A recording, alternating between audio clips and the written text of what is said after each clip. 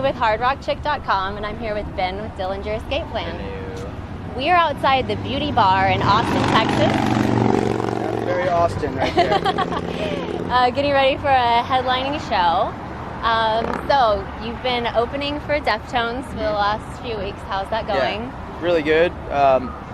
We don't really get the opportunity to support other bands that often. We've kind of been doing our own thing for a long time. Yep.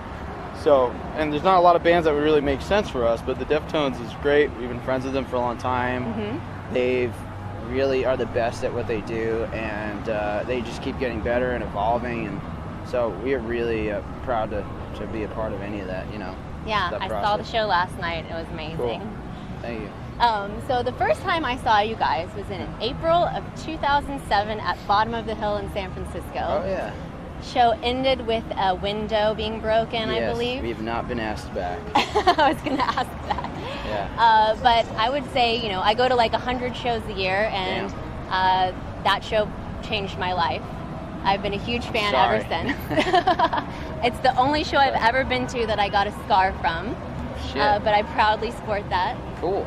So what do you think that... Did you have a C-section in the middle of the mosh pit? I did not. Oh, okay. Oh my God. Crazy. That'd be metal. That would be metal. Anyways, so what do you think that fans are looking to get when they go to your shows? Because you guys have some of the most fanatical fans that I've ever encountered. Yeah, I don't know. You know, I'm really proud of the fact that we don't. It's very hard to place a Dillinger fan. They don't look a certain way. They don't act a certain way. It's really such a mix of different types of people.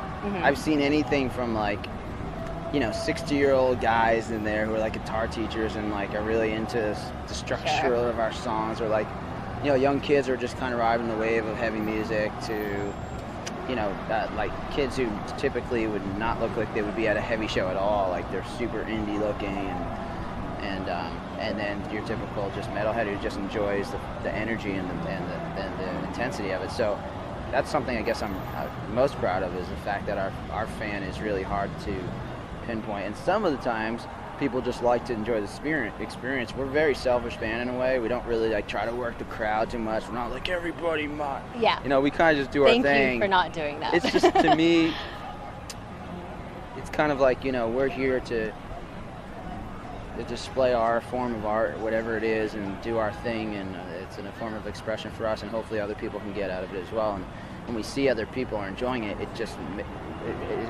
even more, it's all that more better, you know, but it doesn't determine our show that we put on, like.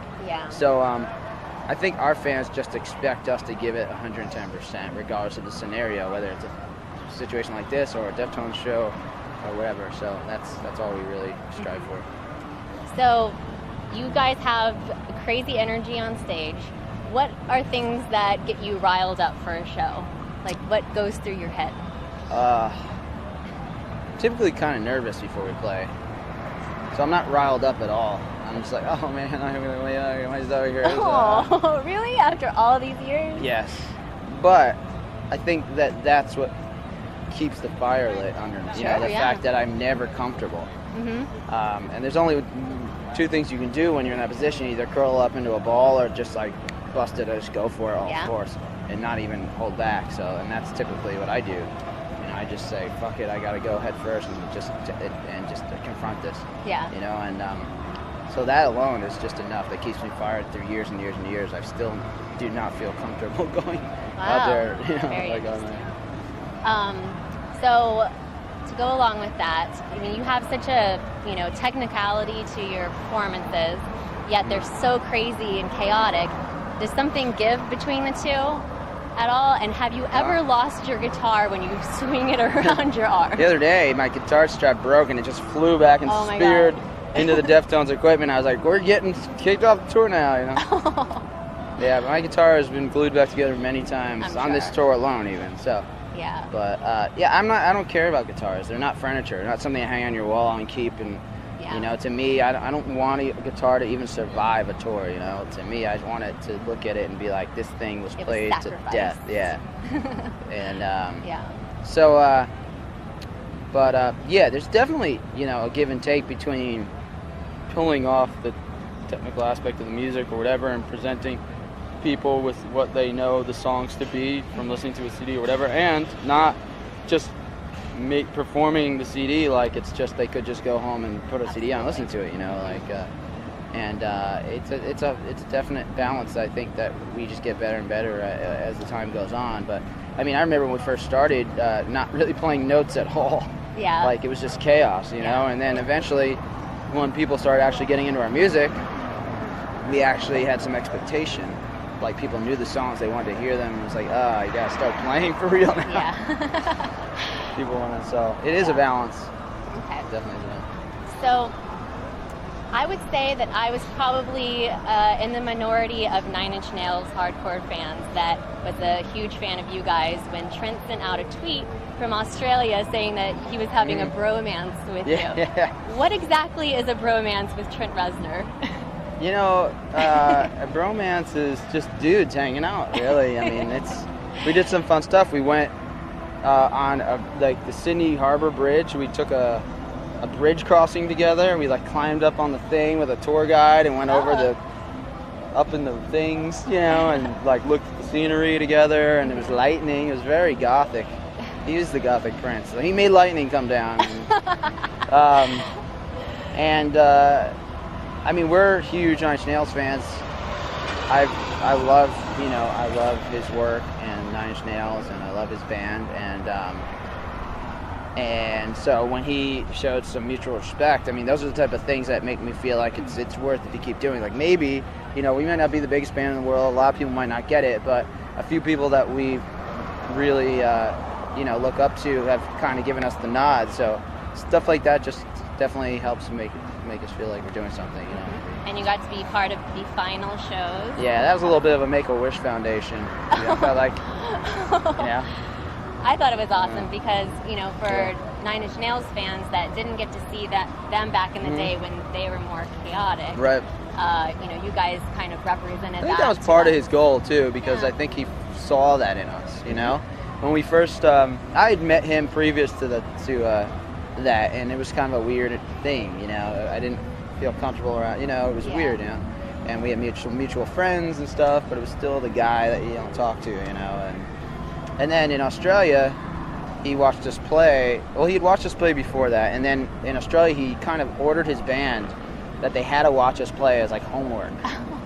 Like almost like, I don't care, you guys are at your fancy hotel room, I don't care what time it is, you guys need to come to the festival and watch this band, and like, because they have, you know, that's what it's all about, type of thing.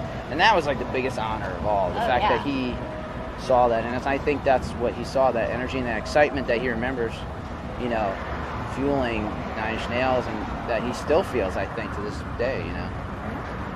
Yeah, very cool. So the Dillinger lineup has changed over the years. Would you ever consider going back and re-recording the oldest material with the new members? No, not really. I mean, we play it live all the time. You know, having so many member changes to me, has always been difficult, because you're always taking, 2 steps back in order to take 1 step forward.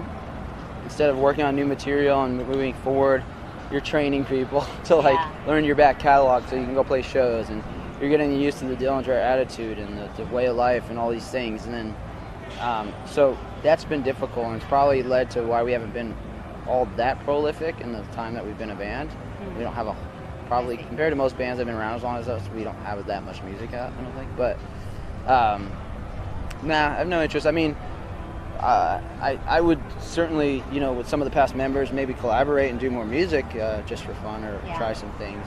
I'm still friends with most of the guys that were in the band, so. But aside from that, I don't think I would go back and re-record those songs with the new guys. We got plenty of new stuff to work on. Yeah. What would you say is the biggest misconception about the band, or rumor that you've heard that was not true? Most of the rumors are true. Actually, I'd say we're one of the only bands out there, and most of the rumors. What's your favorite one then? My favorite one. Well, I do think that the internet has really mixed things up a lot. It made it pretty interesting, because now it's like, if it's up there, it's true. You know, if it's on Wikipedia, it's true, you know. Sure. But I think we changed, Adam, our old bass player, we made a Wikipedia for him and said that he now lifts, he's handicapped. He actually was in a car accident early on in the band and was unable to play anymore. We're still good friends, and I think at one point we changed his Wikipedia to say he lifted small elephants. He was a handicapped weightlifter, and he lifted small elephants for a living now. So And that's true now. people pretty much believe that. Yeah. I've actually been asked about it, so that's not true. I'm gonna put Okay. it's world exclusive, folks. He's not an Yes. elephant lifter.